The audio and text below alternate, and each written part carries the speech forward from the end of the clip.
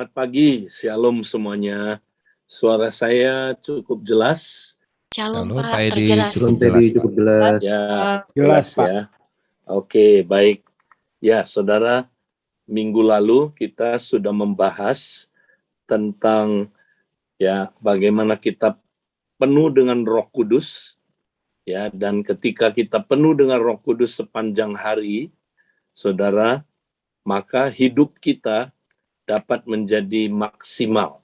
Nah, hari ini saudara, kita mau lihat ada dimensi yang berikutnya dari kepenuhan Roh Kudus. Nah, kita mau lihat PowerPoint-nya, saudara.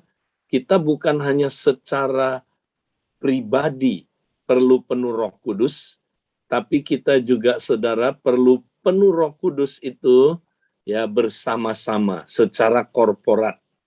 Nah, karena itu topik saya hari ini adalah bagaimana kita menjadi pribadi dan komunitas yang penuh dengan Roh Kudus.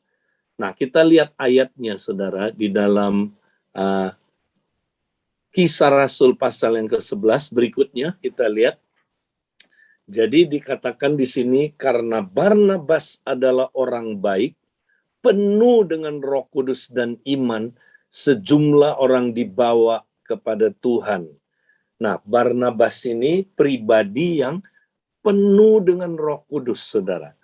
Dia begitu penuh Roh Kudus, ya, sampai kepenuhan Roh Kudus itu sudah menjadi gaya hidup, ya. Makanya dia dapat gelar Barnabas. Dia sebenarnya namanya ya adalah Yusuf. Tapi karena dia begitu penuh Roh Kudus, saudara, dia dijuluki Barnabas. Barnabas artinya dari dua kata bar, artinya anak dari, Nabas itu artinya penghibur. Ya, Nabas itu bahasa Aram yang artinya parakletos. Ya, jadi saudara, Barnabas ini artinya dia anak penghiburan. Atau kata-kata yang lain artinya dia anaknya Roh Kudus. Wow, dia begitu penuh Roh Kudus sampai, saudaraku, dia disebut anak Roh Kudus. Nah, jadi kita perlu contoh seperti Barnabas, saudara. Ya, Barnabas waktu dipanggil Tuhan, dia orang biasa aja. Ya, dia bukan rasul, waktu itu dia bukan penginjil, bukan penatua, bukan apapun, saudara. Hanya orang percaya biasa. Tapi karena dia begitu penuh Roh Kudus, saudara, maka dia dijuluki Barnabas. Nah, saudara, karena itu Barnabas jadi pemenang jiwa. Kenapa, saudara? Karena dia penuh dengan Roh Kudus dan iman. Nah, jadi secara pribadi kita perlu penuh dengan Roh Kudus. Tapi nggak cukup, saudara. Kita lihat lagi Efesus 5 ayat ini, ayat 18. Dan janganlah kamu mabuk oleh anggur, karena anggur menimbulkan hawa nafsu. Tetapi hendaklah kamu, nah kamu di sini tuh jamak, saudara, penuh dengan roh dan berkata-kata seorang kepada yang lain. Nah, ini ya, ini komunitas saling, kan, terjadi saling. Berkata-katalah seorang kepada yang lain dalam mazmur, kidung puji-pujian dan nyanyian rohani. Nah, jadi saudara, kita perlu penuh Roh Kudus secara pribadi, tapi juga perlu penuh Roh Kudus secara komunitas, ya, sehingga terjadi saling itu, saudara. Nah, ini penting, ya. Kenapa, saudara? Karena kepenuhan Roh Kudus secara pribadi mempengaruhi kepenuhan Roh Kudus secara korporat, dan juga sebaliknya. Kepenuhan Roh Kudus secara korporat mempengaruhi kepenuhan Roh Kudus secara pribadi. Nah, lihat siklus ini, saudara. Mereka saling mempengaruhi, ya. Misalnya, kalau kita nggak penuh Roh Kudus secara pribadi, saudara, kita kalau ikut komsel atau ikut kompak, nah kita mempengaruhi kompak kita, komsel kita juga, saudara, tidak berapi-api karena kita pribadi ya tidak penuh dengan Roh Kudus, ya. Tapi kalau kita penuh Roh Kudus, saudara, kita datang ke komunitas, komunitas itu mendapatkan api dari kita, ya. Apalagi kalau bersama-sama, api itu seperti arang bersama-sama, saudara, dibakar, itu menimbulkan sinergi. Kepenuhan Roh Kudusnya dimensinya lebih lagi, saudara. Sehingga itu mempengaruhi kehidupan pribadi kita, ya. Waktu kita kembali dari komunitas yang penuh Roh Kudus, wah, kita juga, saudara, di rumah nanti waktu kita berfungsi sebagai suami, berfungsi sebagai istri, berfungsi sebagai anak, kita juga, saudaraku, dipengaruhi oleh kepenuhan Roh Kudus secara korporat itu. Ya, kalau saudara nanti baca Efesus 5 ini, dilanjutkan dengan apa? Dia ngomong kepada suami-suami, istri-istri, bapak-bapak, ya, anak-anak, tuan, hamba. Jadi kepenuhan Roh Kudus secara korporat, saudara, mempengaruhi bagaimana kita hidup sehari-hari, ya, secara pribadi, ya, bagaimana kita hidup sebagai suami, sebagai istri, sebagai anak, ya, saudara, sebagai orang tua, dan seterusnya, saudara. Jadi kita mau belajar hidup dipenuhi dengan Roh Kudus, baik secara pribadi maupun secara korporat.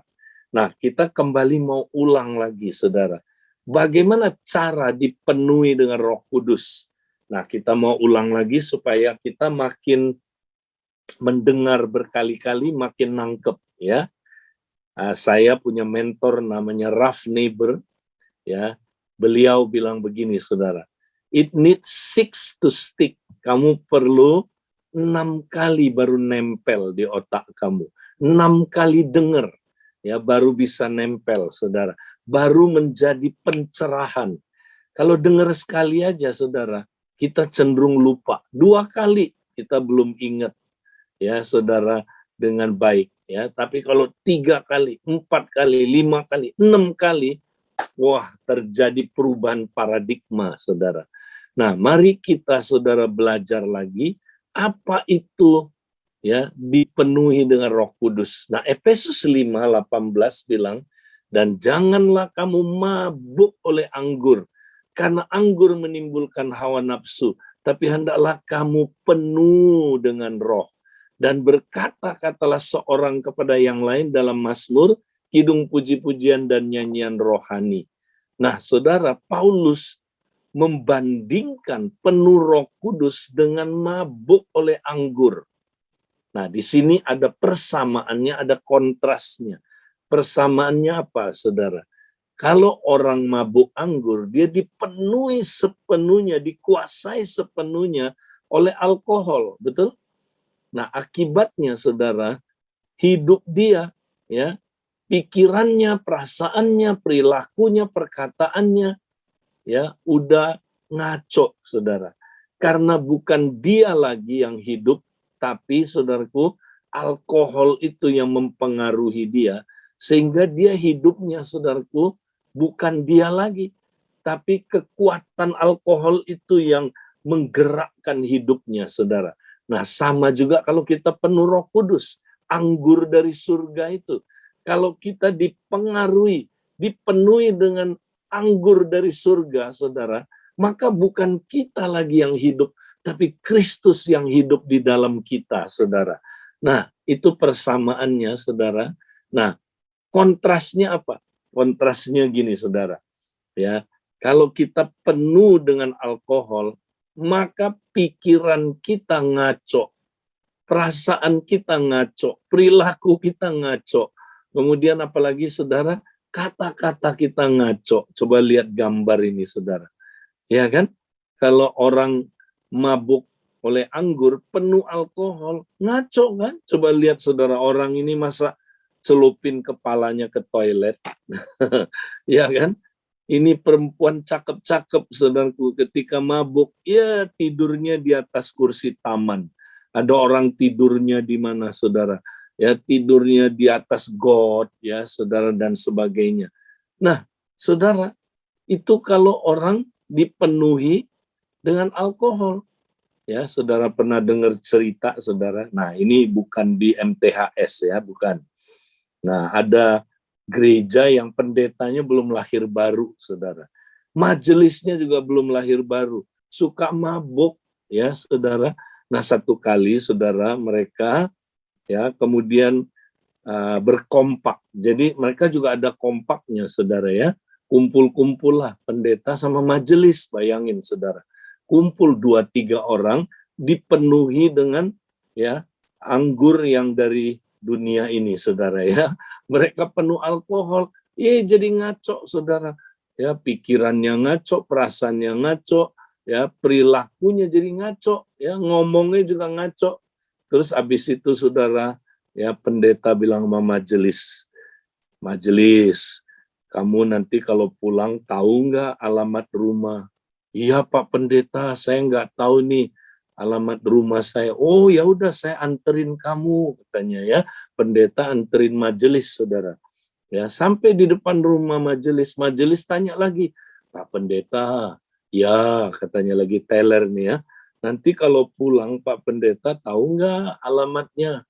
Iya lupa, katanya. Majelis bilang, ya udah saya anterin aja ya Pak Pendeta, supaya jangan nanti salah alamat lagi ya, dianterin, saudara. Sampai di depan rumah Pak Pendeta tanya lagi, nanti kamu pulang tahu nggak alamatnya? Nggak tahu Pak Pendeta, katanya. Ya udah saya anterin lagi.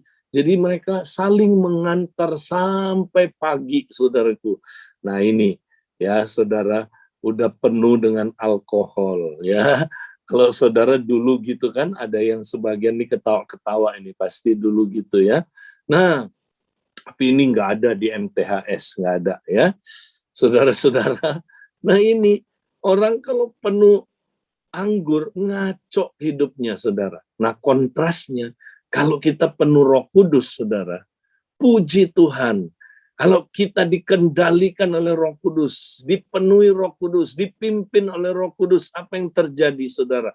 Pikiran kita bukan pikiran daging lagi, saudara, tapi pikiran kita ya menjadi pikirannya Kristus. Wow, ya pikiran Kristus, pikiran Roh, ya. Pikirannya Kristus apa, saudara? Pikiran yang benar, pikiran yang kudus, pikiran yang apa, saudara?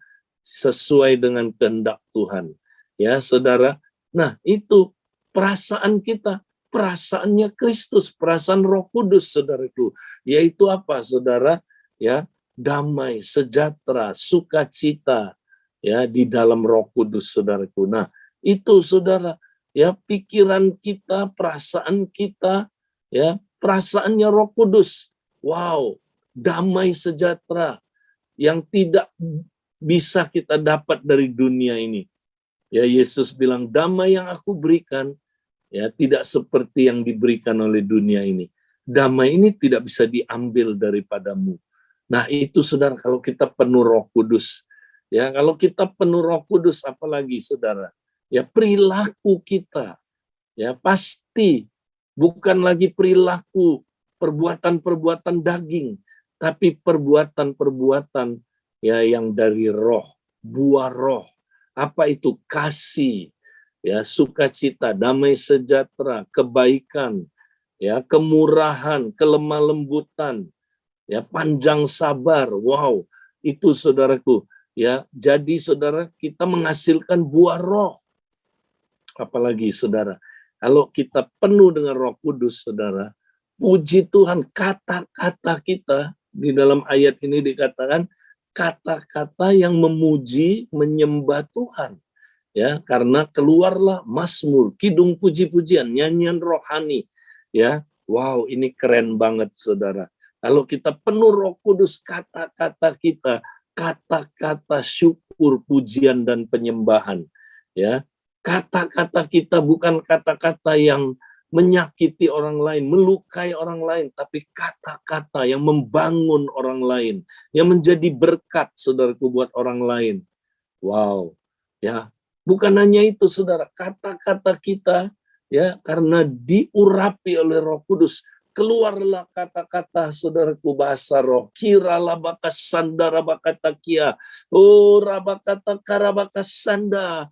Oh, saudaraku, kita, saudaraku, mulai, saudaraku, berdoa dalam roh. Nah, itu saudara kalau kita penuh Roh Kudus. Nah, sekarang cara dipenuhi Roh Kudus bagaimana? Ya, saudara, ayat ini bentuknya adalah perintah. Hendaklah kamu penuh dengan roh. Ini perintah, ini bukan usul saran, undangan, bukan. Ini perintah. Ya, kalau ini perintah, saudara, bagaimana kita mempraktekkannya? Sederhana, praktek saja dengan iman, taati dengan iman. Ya, nah, saudara, jadi penuh dengan Roh Kudus itu karena bentuknya perintah, ya kita taati terus. Nah, penuh Roh Kudus, kata penuh di sini saudara, itu artinya terus menerus penuh. Ya, nggak boleh berhenti. Terus menerus penuh Roh Kudus. Jadi artinya dalam satu hari kita mesti 24 jam penuh dengan Roh Kudus, saudara. 24 jam. Ya. Nah, kalau kita seharian penuh Roh Kudus, udah saudara, hari itu hidup saudara maksimal. Hidup saudara pasti berhasil. Karena tanpa Roh Kudus kita nggak bisa menghidupi kekristenan ini. Makanya kita mesti penuh Roh Kudus sepanjang hari. Dahsyat saudara kalau kita praktek ini. Ya. Nah, penuh terus-menerus dengan Roh Kudus. Nah, bagaimana? Apa kuncinya penuh Roh Kudus, saudara? Nah, kita nggak perlu lagi minta, oh Roh Kudus, datanglah dari surga, turunlah, masuk ke hatiku, berdiamlah dalam diriku. Ya, Roh Kudus bilang, halo, aku ada di dalam kamu. Kenapa kamu masih minta aku masuk? Apa kamu nggak yakin aku ada di dalam kamu? Saudara, sejak kita lahir baru, Roh Kudus sudah berdiam dalam diri kita. Ya, nah saudara, ketika Roh Kudus berdiam dalam diri kita, dia nggak keluar-keluar lagi, enggak. Bahkan kita dibaptis ke dalam Roh Kudus, kita dicelup ke dalam Roh Kudus, kita nyatu dengan Roh Kudus, ya, kita nyatu, saudara. Jadi makanya nggak usah lagi minta Roh Kudus masuk ke dalam diri kita, nggak usah lagi minta Tuhan, mohon Tuhan dipenuhi dengan Roh Kudus, aku mohon, nggak usah, taat aja, penuh Roh Kudus, ya, itu bagian kita penuh dengan Roh Kudus. Nah, kayak gini saudara, nah saya gambarin supaya lebih mudah. Kalau saudara mau menikmati cahaya lampu, apa tindakan yang saudara perlu lakukan? Ya kan? Nggak perlu lagi minta, oh lampu, menyalalah lampu. Please, menyalalah, menyalalah. Kan nggak perlu gitu, saudara. Satu aja tindakan yang saudara perlu lakukan. Apa itu, saudara? Pencet tombol on off-nya. Ya, dari off ke on. Ya, itu aja. Cetek, nyala, saudara.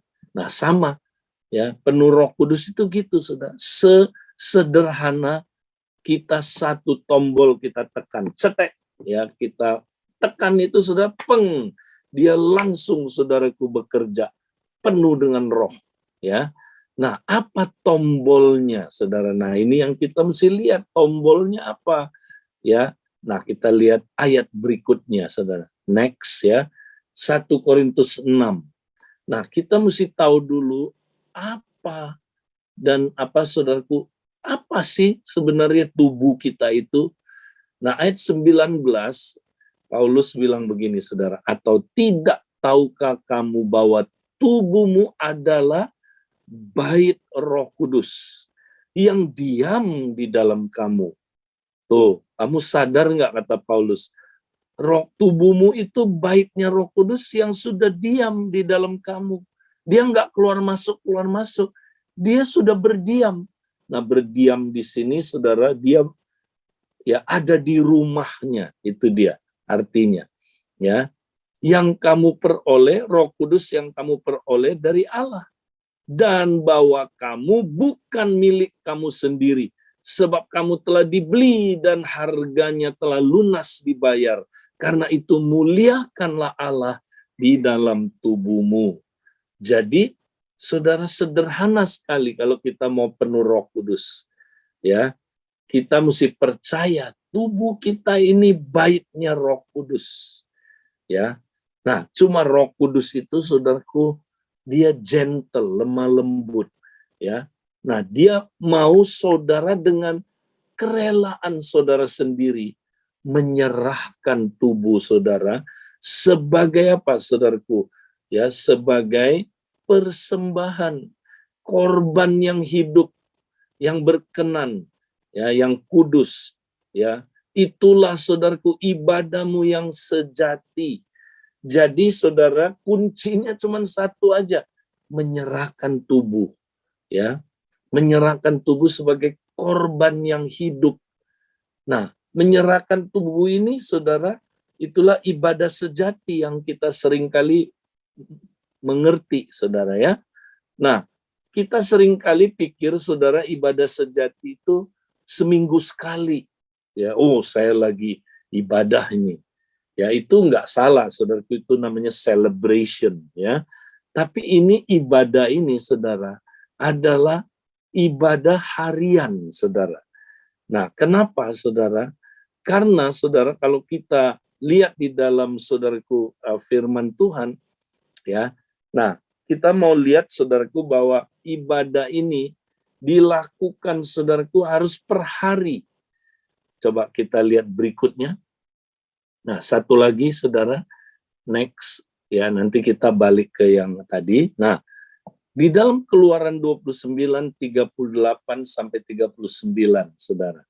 Nah, perhatikan, saudara, ya, kata tadi itu, itulah ibadahmu yang sejati. Kata ibadah, saudara, itu lateria, itu persis kata-kata, ya, yang digunakan di dalam perjanjian lama, di mana para imam mempersembahkan korban harian, saudara. Korban harian di mana satu hari itu imam mengorbankan 2 ekor anak domba, saudara. Nah, kita baca ini, Keluaran 29, 38 sampai 39. Inilah yang harus yang harus kau olah di atas mezbah itu, 2 anak domba berumur setahun, tetap tiap-tiap hari, continue tiap-tiap hari, ya. Domba yang satu haruslah kau olah pada waktu pagi, dan domba yang lain kau olah pada waktu senja. Ya, jadi, saudara, orang Israel, ya, imam-imam mempersembahkan korban harian namanya, saudara. Ya, korban harian itu pagi dipersembahkan domba, ya, kemudian malam, saudara, menjelang malam, ya, yaitu senja, dipersembahkan lagi. Nah, artinya sepanjang hari, saudara, pagi malam, pagi malam, ya, itu bicara soal sepanjang hari itu. Nah, jadi, saudara, kita mempersembahkan tubuh kita sebagai korban yang hidup atau persembahan yang hidup, ya, itu, saudaraku, harus pagi dan, saudaraku, malam. Ya, ini bukan soal berapa kalinya, tapi masih sepanjang hari itu. Ya, kalau saya lakukan, saudara, pagi-pagi, habis saya saat teduh, saya persembahkan tubuh saya. Ya, nah, karena persembahan yang kita beri sekarang, ya, bukan lagi persembahan yang mati, persembahan yang hidup. Karena Yesus sudah, saudaraku, dipersembahkan buat kita sekali untuk selama-lamanya. Ya, jadi kita nggak usah lagi mempersembahkan korban yang mati itu, saudara. Yesus sudah mati di kayu salib. Jadi sekarang di perjanjian baru, ya, karena Yesus sudah mati di kayu salib, bukan hanya untuk mengampuni dosa kita, tapi dia membeli seluruh hidup saudara sebagai korban yang hidup. Dia beli seluruh hidup saudara dengan harga yang tunai. Saudara bukan milikmu lagi, saudara sekarang adalah milik Tuhan Yesus sepenuhnya, saudara. Karena itu, saudara mesti sepanjang hari ini mempersembahkan hidup saudara. Ya, mempersembahkan tubuh saudara, bukan sebagai korban penebus dosa lagi. Karena saudara nggak bisa menebus dosa sendiri. Saudara mempersembahkan korban yang hidup, living sacrifice. Diri kita persembahkan. Ya, Tuhan, tubuhku bukan milikku lagi Tuhan. Ini milikmu. Ampuni Tuhan. Kalau aku seringkali Tuhan tidak menggunakannya untuk memuliakan Engkau. Aku tidak menyerahkannya supaya tubuhku menjadi alat kebenaran-Mu Tuhan. Tuhan ampuni aku Tuhan. Hari ini Tuhan, aku mau katakan tubuhku ini adalah bait Roh Kudus. Tubuhku ini milik Kristus. Tuhan, ku persembahkan di mezbah-Mu pagi ini Tuhan. Pakailah aku Tuhan sepanjang hari ini. Roh Kudus-Mu mengambil alih. Penuhi aku dengan Roh Kudus Tuhan. Tuhan, penuhi Tuhan pikiranku dengan pikiran-Mu Tuhan. Tuhan, penuhi perasaanku dengan perasaan-Mu Tuhan. Penuhi tingkah lakuku Tuhan dengan tingkah laku-Mu Tuhan. Penuhi Tuhan perkataanku dengan perkataan-Mu Tuhan. Terima kasih Tuhan. Aku mau Tuhan dipenuhi Roh Kudus sepanjang hari ini. Nah, itu yang saya lakukan, saudara. Kemudian sebelum saya tidur, ya, kami sama-sama lagi mempersembahkan tubuh kami, ya, saudara, sebagai korban supaya kita tidur pun tidur di dalam roh. Wah, indah sekali, saudara. Kalau kita lakukan ini, sepanjang hari kita dituntun Tuhan, ya, kita dipimpin Tuhan. Kita mulai ngalamin, saudara, realita-realita, ya, kuasa Tuhan itu, hadirat Tuhan itu. Nah, kita balik sejenak, saudaraku, ke PowerPoint sebelumnya. Nah, kita lihat, ya, sebenarnya Roma 12 ayat 1, saudara, ini adalah ayat, ya, saudara, bukan beribadah sendiri, saudara. Ini ibadah sama-sama dalam tubuh Kristus. Jadi ini ibadah korporat, saudara, ya.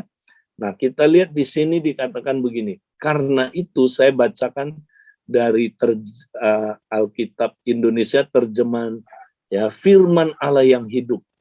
Karena itu saudara-saudara sekalian yang saya kasihi, saya mohon supaya saudara melayani Allah dengan seluruh hidup kalian. Nah, ini kalian, dia pakai kata kalian. Jadi ini bukan sendirian, ini komunitas, saudara. Ya, jadi kayak mesbah pagi ini, nah ini dia, hidup kalian. Mempersembahkan dirimu sebagai suatu persembahan yang hidup. Lihat, sebagai satu persembahan yang hidup. Jadi, kalau bahasa Inggrisnya, present your bodies, plural, as a living sacrifice.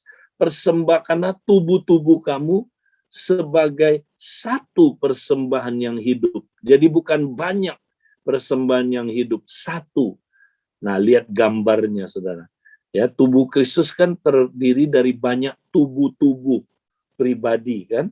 Nah, tubuh-tubuh pribadi ini bergabung menjadi satu persembahan yang hidup. Artinya, Tuhan, kami datang memang pribadi-pribadi, ya, tapi kami datang mempersembahkan tubuh-tubuh kami ini supaya bergabung menjadi satu persembahan yang hidup. Nah, itu dia. Jadi ini sebenarnya ibadah sama-sama, saudara. Ibadah apa? Korporat ini, saudara. Ya, jadi ini bicara tentang waktu kita di kompak, waktu kita di komsel, ya, saudara, kita mesti mempersembahkan tubuh-tubuh kita pribadi-pribadi ini sebagai sebuah persembahan yang hidup, sebagai tubuh Kristus, saudara. Ya, supaya Tuhan pakai kepalanya, pakai tubuh ini, saudara, untuk menggenapi rencananya. Ya, jadi saudara, saya bukan hanya praktek persembahan mempersembahkan tubuh secara pribadi tiap hari, tapi juga secara korporat. Nah, misalnya gini, saudara, saudara lagi melakukan kompak. Nah, pakailah waktu mungkin 5 menit aja, saudara, sebelum kita sharing di kompak, pakai 5 menit sama-sama mempersembahkan tubuh kita dulu. Ya, kita persembahin sama-sama. Ya, kita doa, Tuhan, ini kami Tuhan, tubuh-Mu Tuhan. Tuhan kami persembahkan Tuhan. Kami mau Tuhan tubuh kami ini ya dipenuhi dengan Roh Kudus Tuhan bersama-sama.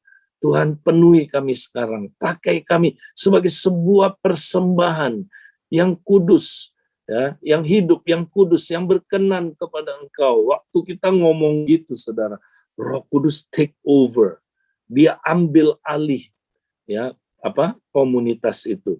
Nah, kalau Roh Kudus sudah ambil alih, saudara, mari kita lihat ya apa impact yang terjadi.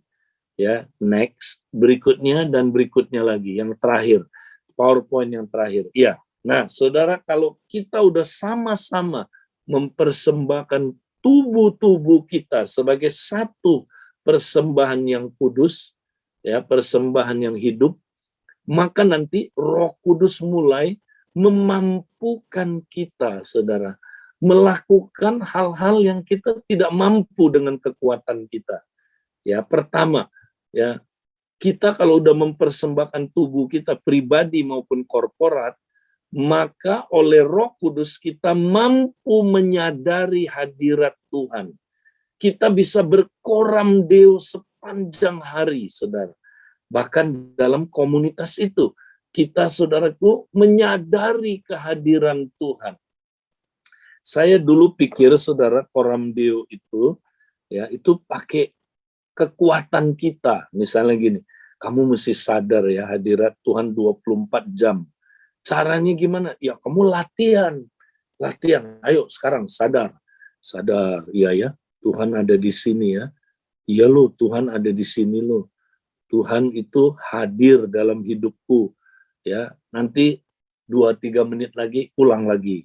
Pikirin lagi. Sadar, Tuhan ada di sini. Saudara, saya pikir begitu praktek koram deo itu, saudara. Ternyata saya coba, nggak mampu loh, saudara.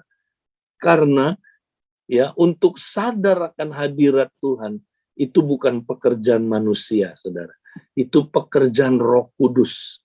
Makanya bagian saudara menyerah aja. Ya, menyerah tiap hari, nanti saudara sepanjang hari itu bisa rasakan hadiratnya. Bisa mengalami hadirat Tuhan. Dan juga di dalam komunitas, saudara sadar akan hadirat Tuhan. Nah, Yohanes 14 ayat 20, ya singkat aja saya ceritain. Ini adalah pada waktu Roh Kudus berdiam di dalam diri kita, orang percaya. Nah, maka Yohanes bilang begini ya, pada waktu itu, pada waktu Roh Kudus berdiam dalam diri kamu, kamu akan tahu. Nah, tahu di sini sadar ya, bahwa aku di dalam Bapa, kemudian apa? Ya, kamu di dalam Yesus, Yesus di dalam kamu. Ya, saudara. Jadi, saudara, Roh Kudus membuat kita sadar kita ada di dalam Yesus, Yesus ada di dalam kita. Itu kesadaran itu Roh Kudus yang memberikannya, saudara. Makanya, saudara mau latihan gimana pun sadar akan hadirat Tuhan, ya nggak akan, ya saudaraku, berhasil. Karena kekuatan manusia nggak bisa. Mesti Roh Kudus yang memampukan kita sadar akan hadirat Tuhan. Ya, nah ada banyak kesaksian, saudara, ketika ya mereka penuh Roh Kudus, mereka ngalamin, saudara, hadirat Tuhan sepanjang hari itu. Waktu mereka masak, ibu-ibu, ya mereka sadar akan hadirat Tuhan. Waktu mereka naik motor pergi ke kerja, saudara, mereka sadar akan hadirat Tuhan. Ketika lagi nyetir, sadar akan hadirat Tuhan. Ketika lagi kerja di kantor, saudara, sadar akan hadirat Tuhan. Sepanjang hari bisa sadar akan hadirat Allah. Yang kedua, saudara, kita mampu mematikan 3 akar dosa. Apa akar dosa itu, saudara? Keinginan mata, keinginan daging, dan keangkuhan hidup. Ya, itu nggak akan mati-mati, saudara, kalau kita nggak penuh Roh Kudus. Karena tubuh kita masih tubuh yang lemah, yang dikuasai oleh kuasa dosa. Ya, kita tidak lagi dikuasai oleh saudaraku, Nah, walaupun dosa kita sudah diampuni, tapi karena tubuh kita masih tubuh yang lemah, kita masih bisa dikuasai oleh kuasa dosa, hukum dosa dan maut. Ya, nah ini kalau kita nggak kalahkan kuasa dosa ini, saudara, kita akan jatuh ke dalam dosa. Ya, kita bisa berbuat dosa lagi, saudara. Ya, nah karena itu cara mengalahkan tiga akar dosa ini adalah apa? Berjalan dalam roh, hidup menurut roh. Roma 8 ya, ayat 13 sampai 14 nanti saudara baca. Ya, kalau kita hidup menurut roh, kita akan mematikan perbuatan-perbuatan tubuh, ya. Dan kita terus dipimpin oleh Roh Kudus, maka kita akan menjadi anak-anak yang dewasa, saudara. Ya, jadi kita terus mesti dipenuhi dengan Roh Kudus. Waktu kita penuh Roh Kudus, tiga akar dosa ini mati, saudara. Nah, kalau dia mati, kita bisa mengalahkan dosa dalam hidup kita. Ya, kita bisa menang. Nah, terus kita mesti terus dipenuhi dengan Roh Kudus supaya tiga akar dosa ini terus tidak aktif, mati, ya, tidak bisa lagi bermanifestasi. Kalau kita, saudaraku, terus penuh Roh Kudus, ya. Nah, kemudian yang kelima, kita mampu saling membangun dengan karunia-karunia dalam tubuh Kristus. Ya, kalau kompak ketemu dipenuhi Roh Kudus, pasti karunia-karunia Roh Kudus bermanifestasi, saudara. Kita memberi minum seorang akan yang lain, kata 1 Korintus 12 ini. Ya, saudara. Nah, bukan hanya itu, kita mampu menjangkau jiwa bersama-sama, saudara.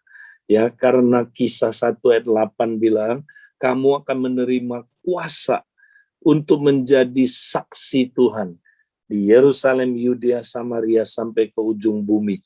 Makanya kalau saudara nggak penuh Roh Kudus, nggak punya beban buat jiwa-jiwa, nggak punya. Ya, nah makanya ayo kita penuh Roh Kudus terus, saudara.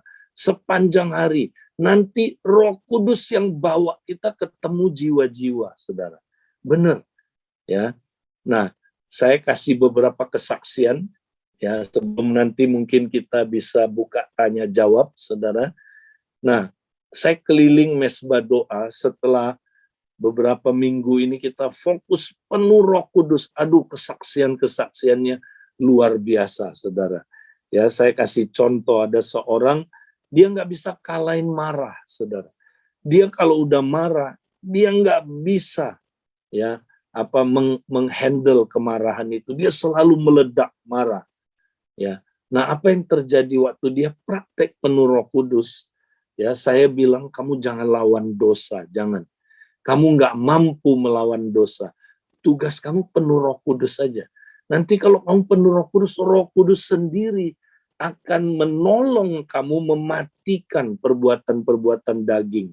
Nah, marah itu perbuatan daging.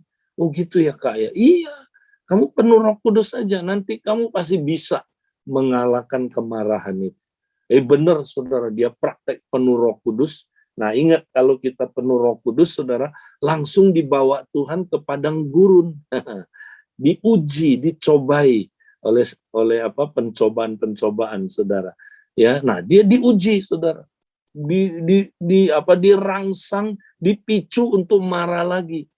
Tapi karena dia penuh Roh Kudus, saudara, ya, seperti Yesus penuh Roh Kudus, dia bisa mengatasi tiga akar dosa itu, walaupun dia tidak berdosa, tapi Yesus tubuhnya, ya, adalah sama kayak kita, bisa digoda dengan tiga pencobaan ini, saudara.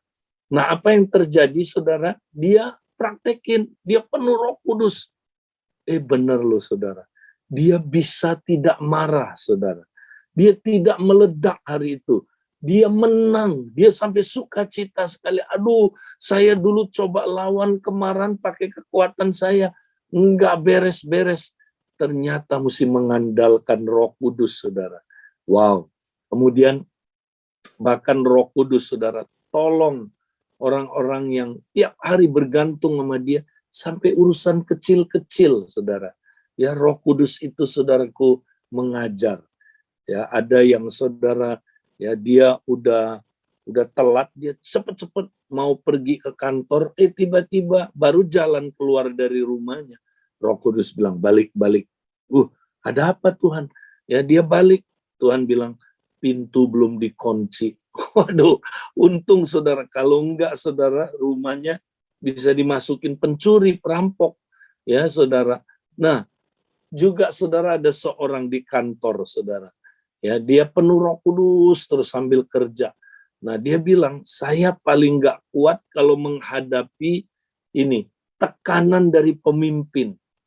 Saya kalau ditekan sama pemimpin, saya berontak, saya marah. Ya, mungkin saya nggak langsung marah di hadapan dia, tapi saya marah sama diri saya sendiri. Saya kesel, saya bisa berhari-hari ngambek, kecewa sama bos, ya, sama pemimpin. Nah, tapi dia sejak praktek penuh Roh Kudus, saudara. Dia sambil kerja, dia penuh Roh Kudus, saudara. Ya, terus, saudara. Nah, satu hari dia dibawa lagi ke padang gurun, ya, untuk apa? Praktek, latihan, ya. Nah, Tuhan izinkan, Roh Kudus yang izinkan, pemimpinnya marah sama dia, saudara. Ya, mau tekan dia, saudara. Dia biasanya ngamuk langsung. Hari itu, saudara, Roh Kudus bilang, ya, kamu pergi ke WC sekarang. Ayo pergi. Dia pergi, sampai di WC dia bilang, Tuhan mesti ngapain? Nah, sekarang kamu basah roh. Dia basah roh, kurabakasanda, rabakata, kiarabakasana. Tiba-tiba Roh Kudus take over, saudara. Roh Kudus ambil alih, dia basah rohnya, ya mulai saudaraku, ya kayak orang mengerang, kayak orang bersyafaat. Ya, dia doa, saudaraku. Dia nangis di ruangan itu, saudara, di WC itu. Roh Kudus jamah dia, saudara. Ya, Roh Kudus ya mematikan perbuatan-perbuatan daging dia, saudara. Ya, dia lega sekali habis itu, dia keluar, saudara. Balik lagi ke mejanya kerja. Dia bilang, saudara, hati saya nggak kecewa. Hati saya nggak marah seperti dulu. Hati saya nggak sedih. Tapi saya malah bisa bersyukur untuk situasi itu. Saya bisa lihat kebaikan-kebaikan ya yang disampaikan oleh pemimpin saya. Bahkan saya bisa respon dengan baik. Sampai orang-orang di sekitar saya, loh kok kamu berubah ya katanya. Nah itu saudara, itu orang yang penuh Roh Kudus. Buahnya kelihatan ya saudara. Nah, ada lagi, ini baru 2 minggu yang lalu, salah satu pemimpin ya gereja kita, saudara, dia lagi lari pagi. Ya, dia praktek penuh Roh Kudus panjang hari, dia lari. Nah, saudara, waktu dia lari, ternyata saudara, ya, dia memang kan tiap pagi lari pagi itu karena dia nggak punya banyak waktu, saudara. Dia sibuk sekali, dia businessman. Jadi saudara, dia lari ya sambil dengerin di mesbah pagi, dia olahraga pakai ini, saudara, headset. Nah, dia lari-lari di tengah jalan, saudara. Tiba-tiba Roh Kudus bilang, lihat ke bawah. Dia lihat ke bawah, kaget, saudara. Ada amplop. Roh Kudus bilang, ambil amplop ini. Dia ambil, saudara. Nah, kok tebelnya? Dia buka, kaget, saudara. Ada uang 10 juta. Wih, kalau saudara dapat uang 10 juta, gimana saudara? Mungkin saudara bilang, eng, ya ada eng-eng-engnya. Ini jawaban langsung dari sorga, ya kan? 10 juta men, saudara. Nah, tapi Roh Kudus kok bilang begini, saudara. Kantongin uang ini. Dia kantongin, saudara. Nah, terus dia lari kan, lari sampai tujuannya. Dia lagi minum, Roh Kudus bilang, balik. Balik lagi ke tempat di mana kamu ketemu amplop ini. Dia lari balik, dia taat. Sampai ke tempat itu, saudara. Dia lihat, ya ada sepasang suami istri. Ya mungkin udah 60-an umurnya, saudara. Nah, dia kaget. Ini ternyata pemimpin orang Kedar, saudara. Mungkin dia kiai, atau paling tidak dia ustadz mungkin, saudara. Dari pakaiannya, ya putih-putih dia pakai. Kemudian istrinya jilbaban, ya lagi nyari sesuatu. Ya dia tanya, Pak, nyari apa Pak? Dia bilang, saya lagi nyari amplop saya hilang. Dia ambil, saudara, Roh Kudus bilang, tunjukin amplop itu. Ini bukan, Pak. Oh iya, betul. Itu amplop saya. Pak, dalamnya uang kan, Pak.